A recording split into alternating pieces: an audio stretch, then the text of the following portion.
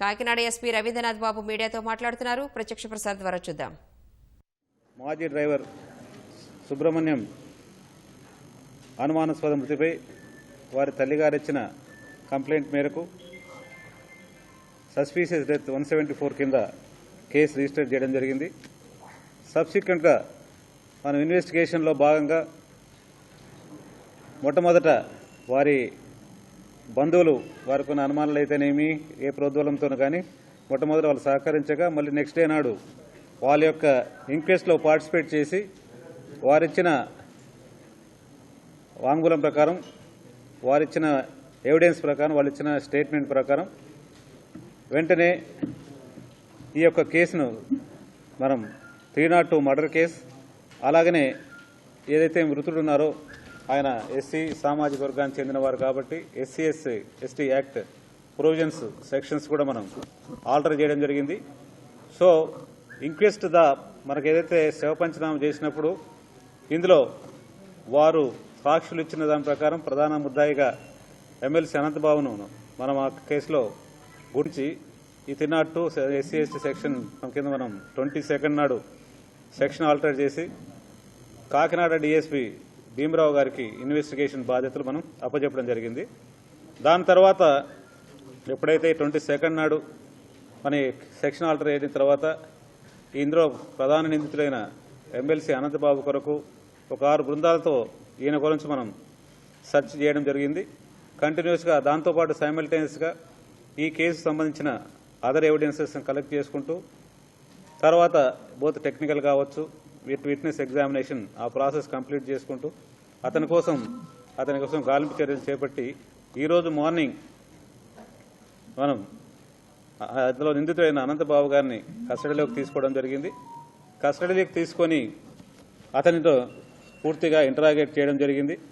Interrogate చేసి ఆయన ఇచ్చిన వాంగ్మూలం ప్రకారం తర్వాత ప్రాథమికంగా ఈ కేసులో మనకు లభించిన ఆధారాలకు ఆధారంగా టెక్నికల్ డేటా అయితేనేమి సో ప్రిలిమినరీ ఇన్వెస్టిగేషన్ బేసిస్ మీద నిందితుడి కన్ఫెషనల్ స్టేట్ మీద ఆధారంగా కొంత టెక్నికల్ డేటా ఆధారంగా అతన్ని ప్రైమా ఫేసి అక్యూజ్డ్గా గుర్తించి ఈరోజు అరెస్ట్ చేశాము.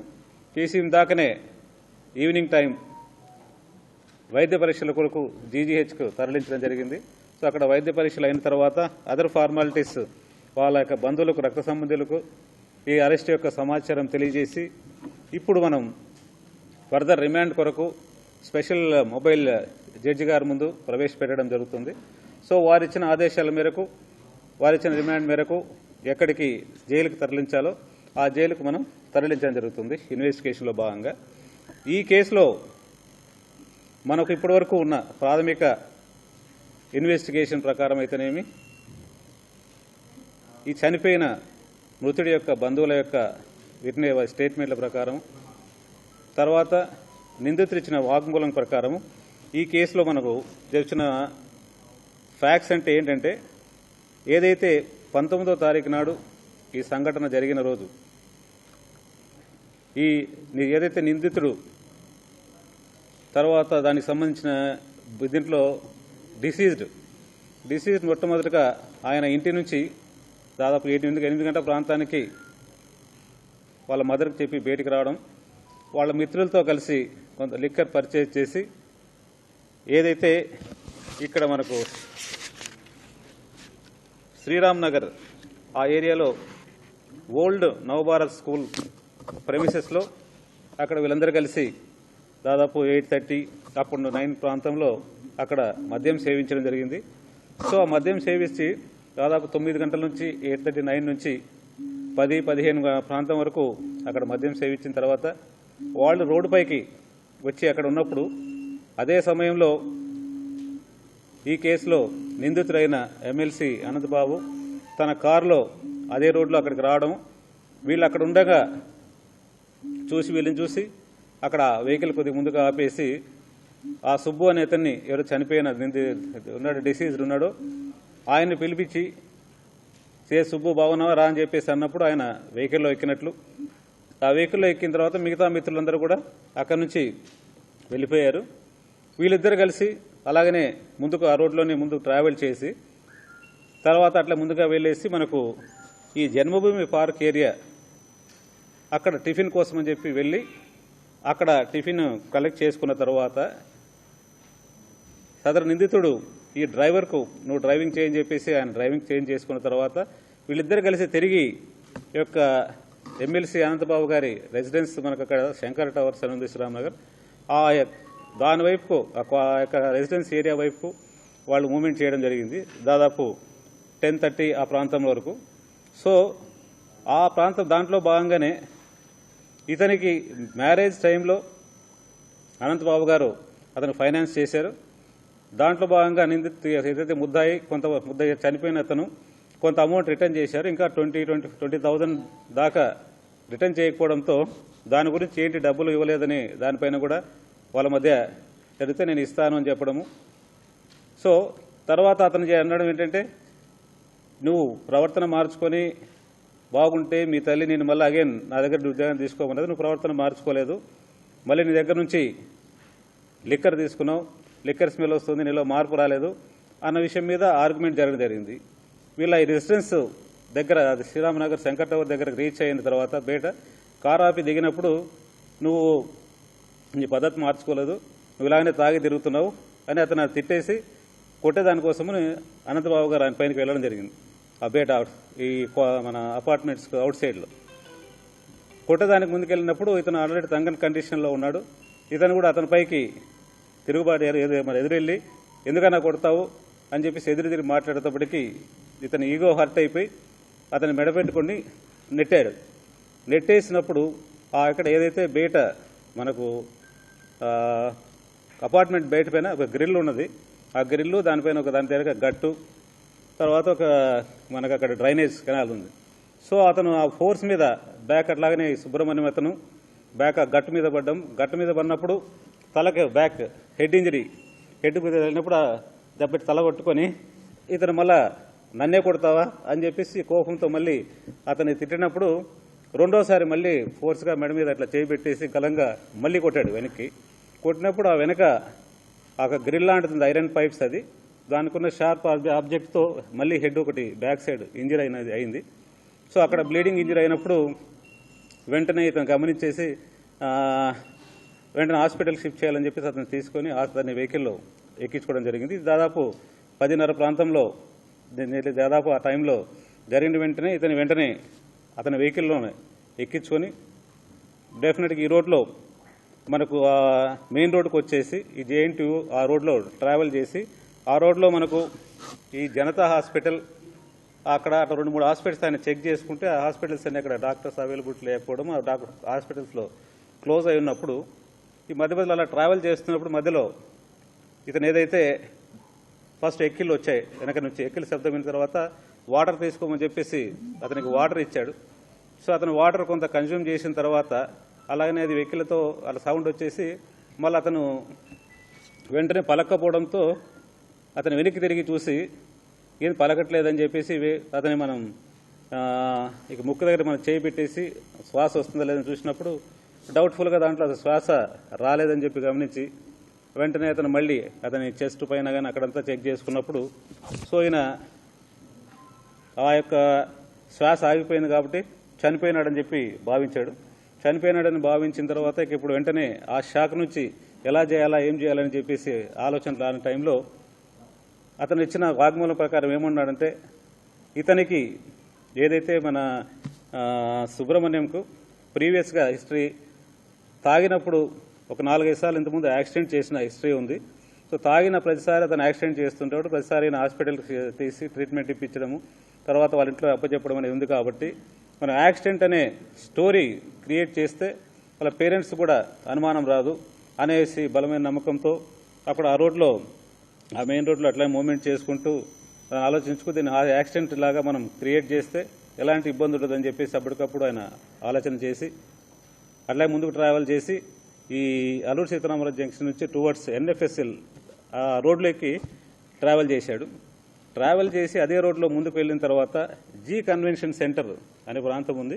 ఆ జీ కన్వెన్షన్ సెంటర్ దగ్గర చాలాసేపు అక్కడ ఏమన్నా దాన్ని మన యాక్సిడెంట్గా క్రియేట్ చేస్తానికి అవకాశం ఉందని చూసి అది కాని పక్షంలో అందుకని చెప్పేసి వెంటనే అక్కడంతా కూడా ట్రాఫిక్ మూమెంట్ ఉందని ఇంకా ఫర్దర్ బ్యాక్ వచ్చేసి అక్కడ లోపల డంపింగ్ యార్డ్ ఒకటి ఉన్నది ఆ ప్రాంతంలో.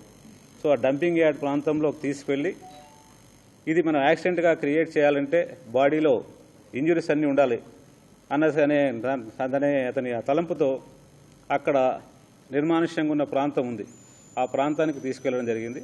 సో ఆ ప్రాంతంలో అక్కడే దగ్గరలో అవైలబుల్ ఉన్న చుట్టుపక్కల చూసినప్పుడు అక్కడంతా కూడా ఈ చెత్తా చెదారం, తర్వాత కొంత ఈ కట్ చేసిన ట్రీ బ్రాంచెస్ అవన్నీ ఉన్నాయి.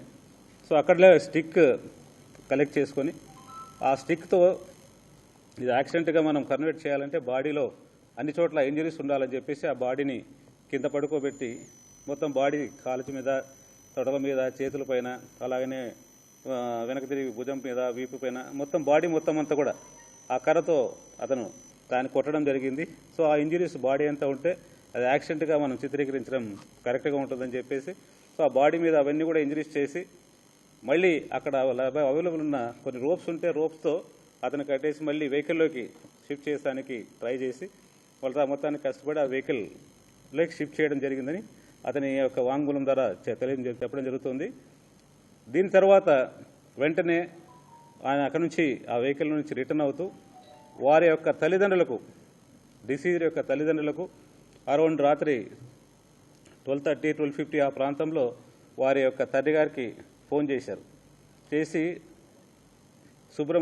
సుబ్బుకు యాక్సిడెంట్ అయినట్లు నాకు సమాచారం వచ్చింది, నేను అక్కడికి వెళ్తున్నాను, ఇక్కడ ఎవరో యాక్సిడెంట్ చేసిపోయారు, అన్కాన్షియస్గా ఉన్నాడు అని ఫస్ట్ వాళ్ళకి తెలియజేసినప్పుడు వెంటనే ఈ యొక్క డిసీజ్ యొక్క పేరెంట్స్ వాళ్ళ బ్రదర్ అయిన నవీన్ అని అతనికి అలర్ట్ చేసి, బాబు ఒకసారి నువ్వు కూడా చెక్ చేసుకుంటే వాళ్ళు నిందితుడికి సంబంధించిన బంధువులు ఆ జీజీహెచ్లోను, తర్వాత ఇతను చెప్పిన రోడ్లో ఆ ప్రాంతంలో అంతా చెక్ చేసుకుని మళ్ళీ వెయిట్ చేస్తున్న తరుణంలో రెండో కాలు అరౌండ్ 1:30కి ఈయన సాధారణ ఇప్పుడు నిందితుడు ఏదైతే ఉన్నారో అనంతబాబు రెండో కాలు వాళ్ళ బ్రదర్ వాళ్ళకి ఫోన్ చేసి, నేను ఇతన్ని ఆల్రెడీ సుబ్బుని కలెక్ట్ చేసుకున్నాను, హాస్పిటల్కి షిఫ్ట్ చేస్తున్నా, అక్కడ అమృత హాస్పిటల్ ఉంది భానుగుడు జంక్షన్ ఏరియాలో, అమృత హాస్పిటల్ దగ్గరికి మీరు రాండి అని వాళ్ళకి చెప్పడం, ఆయన అక్కడి నుంచి అమృత హాస్పిటల్ దగ్గరికి రీచ్ అయ్యే టైంకంతా వీళ్ళ ఫ్రెండ్ వాళ్ళ బ్రదర్ అయిన నవీన్ తన మిత్రుల సహాయంతో అక్కడికి వచ్చారు. వాళ్ళు వచ్చేటప్పటికి వెహికల్ వచ్చింది, ఈ ఏదైతే ఇప్పుడు మనం డెడ్ బాడీ దొరికిన I-20 వెహికల్. సో అక్కడ అమృత హాస్పిటల్ దగ్గర అవైలబుల్ ఉన్న డాక్టర్ ఈ యొక్క బాడీని ఈసీజీ తీశారు, టెస్ట్ చేసి ఆయన చనిపోయినట్లు డిక్లేర్ చేయడం జరిగింది.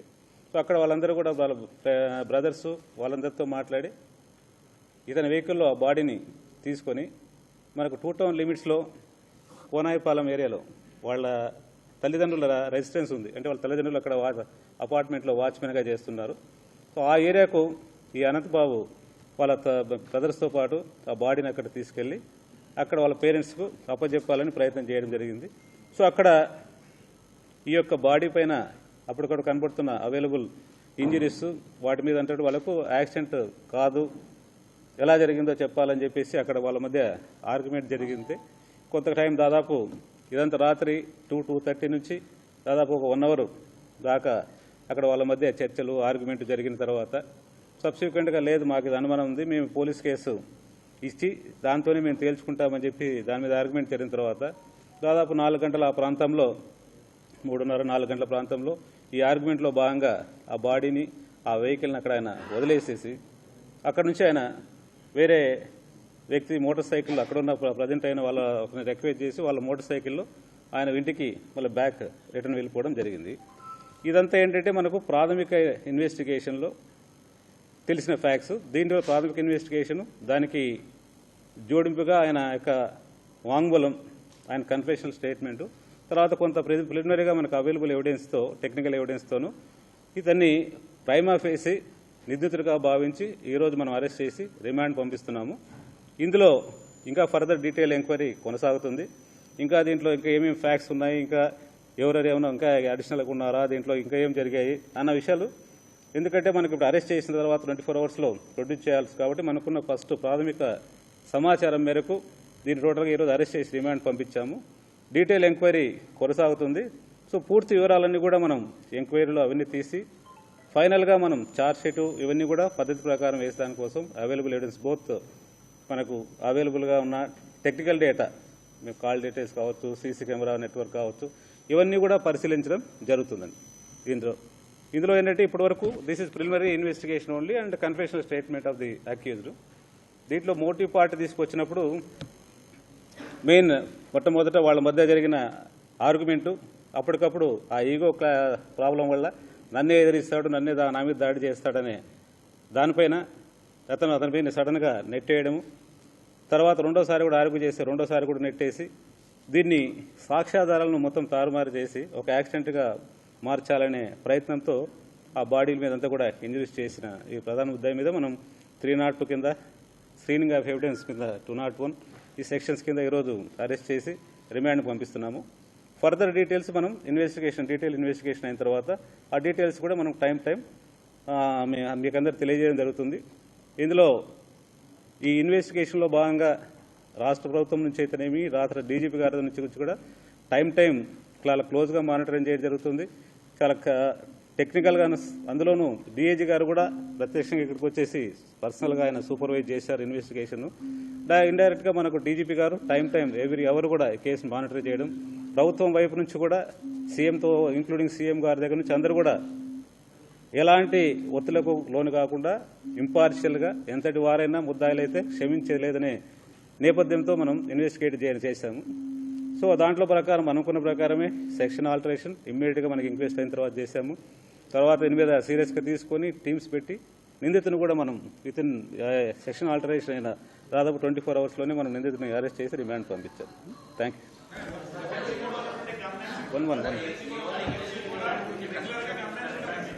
1 బై వన్ డీటెయిల్ ఇన్వెస్టిగేషన్లో భాగంగా ఇప్పుడు మనకు ఆ ఆధారాలు వచ్చే ఆధారాలను బట్టి అవసరమైతే తప్పకుండా తీసుకుంటాము.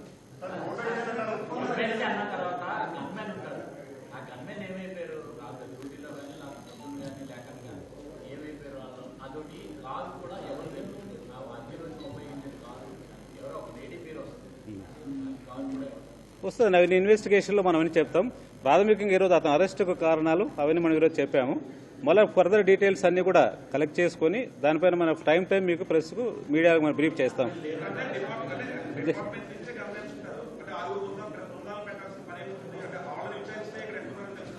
కాదు, case investigation is different. Case investigation కోసం బృందాలు ఉంటాయి. పిఎస్ఓస్ యొక్క ఉన్నారా లేదా వాళ్ళ ఫెయిల్యూర్ పైన డిపార్ట్మెంటల్ యాక్షన్ ఎంక్వైరీ చేస్తాము. తప్పకుండా దాని మీద వాళ్ళ యొక్క ఫెయిల్యూర్ ఉంటే యాక్షన్ తీసుకుంటాం.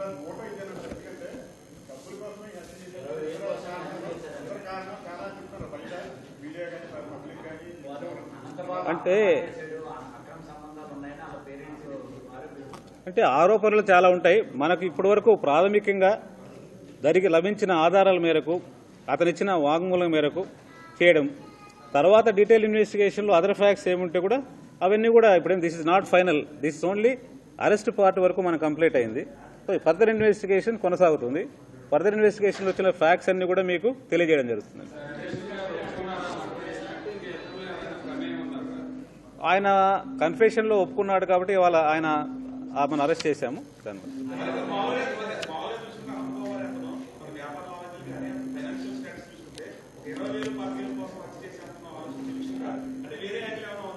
ఏం లేదండి,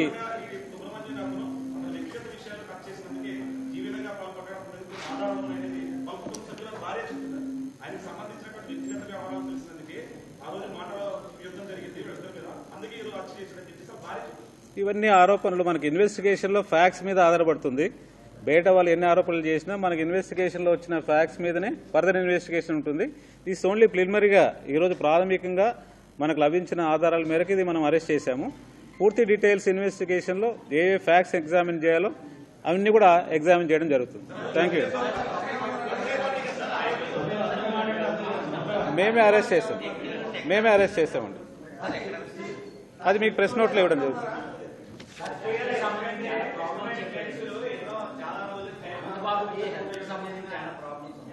అర్థం కాలేదు. అనంతబాబు హెల్త్ సంబంధించిన ప్రాబ్లం నాకు తెలియదు. లేదు, మెడికల్ రిపోర్ట్స్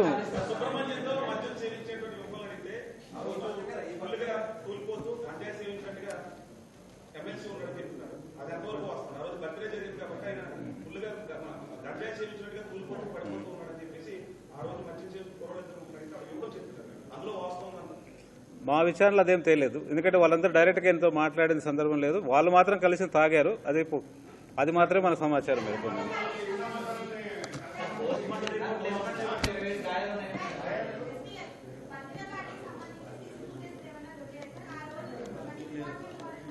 అంటే ఇన్వెస్టిగేషన్ సంబంధించిన ఫ్యాక్ట్స్ అన్ని కూడా మనం వెలికి తీస్తాం. అంటే బర్త్డే పార్టీ అన్నది ఇన్వెస్టిగేషన్ సంబంధించినది అయితే ఖచ్చితంగా అది కూడా వెరిఫై చేస్తాం. మనకు తిమ్మాపురం పోలీస్ స్టేషన్ లిమిట్స్ లో ఎక్కడది పండూరు ప్రాంతంలో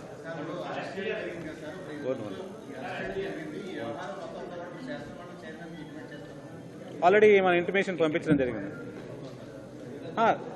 మొత్తం ఈ కేసు డీటెయిల్స్ కాదు, ఈయన యొక్క మన అరెస్టు వివరాలు. ఈ కేసులో నేరస్తులు, ఈ కేసులో అతన్ని మనం అరెస్ట్ చేశామని ఆ సమాచారం తెలియజేయడం జరుగుతుంది. మళ్ళీ వాళ్ళు ఫర్దర్ డీటెయిల్స్ అడిగితే మనం చెప్తాం. ఒకరు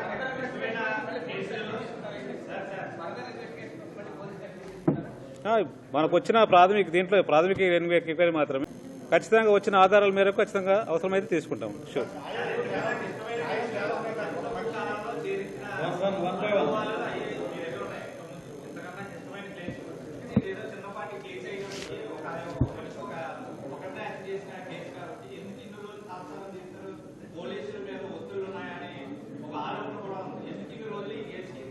ఏం లేదండి, ఇప్పుడు ఆల్రెడీ ఒకటి ఈ కేసులో చెప్తాను. నో కాదు సార్, ఏం లేదు. 19th నాడు ఎఫ్ఐఆర్ అయింది. వాళ్ళ బంధువుల యొక్క, మీకు ఆ రోజు ఇంతకుముందు ప్రెస్ మీట్లో కూడా చెప్పాను, వాళ్ళ బంధువులు ఫస్ట్ రోజే వచ్చేసి మన ఇంక్వెస్ట్లో కోఆపరేట్ చేసి ఉంటే ఆ రోజే సెక్షన్ ఆల్టరేషన్ అవి జరిగేది. వాళ్ళు మనం కోఆపరేట్ చేయకపోవడము, అలాగే 24 అవర్స్ గడిచిన తర్వాత next day evening time, already evening 6:30, 7 తర్వాత మనం ఇంక్వెస్ట్ కొనసాగించి ఇంక్వెస్ట్ పిఎం అప్పుడు మనం స్పెషల్ పర్మిషన్ చేశాం.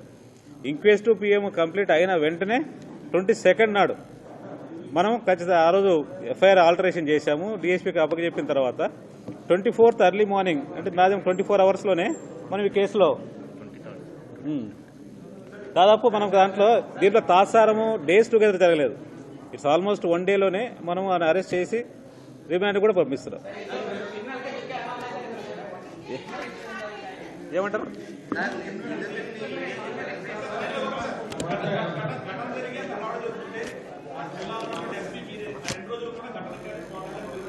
ఘటనకు వెళ్ళాము, పిఎం దగ్గరికి వెళ్ళాము, బాడీని చూశాను, మార్చురీకి వెళ్ళాను, చూసే ఉంటుంది.